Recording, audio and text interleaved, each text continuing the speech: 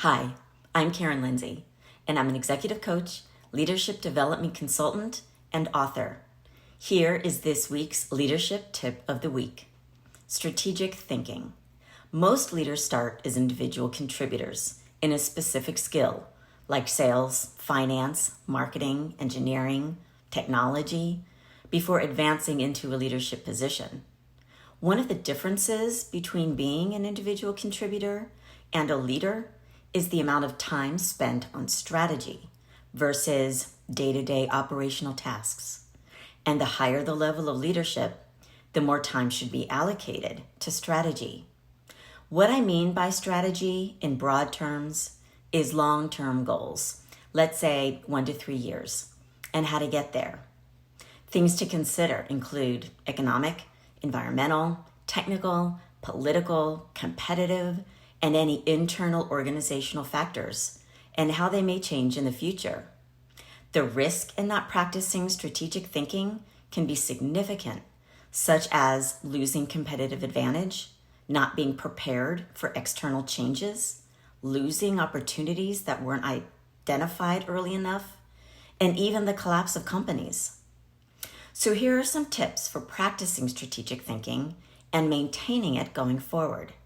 Number 1, determine how much time you should be spending on strategy.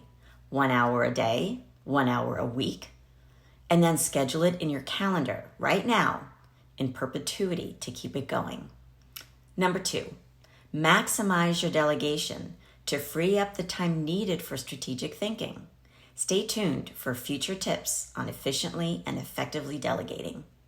Number 3, determine the periodicals, influencers, events, and networks to utilize for keeping informed on economic, market, industry, technology, and any other news relevant to your company, your organization, or your role. Number 4, find a place where you can focus and think creatively and you won't be disturbed. Finally, number 5, create a plan on how you will spend the time you've scheduled, at least in the short term to start.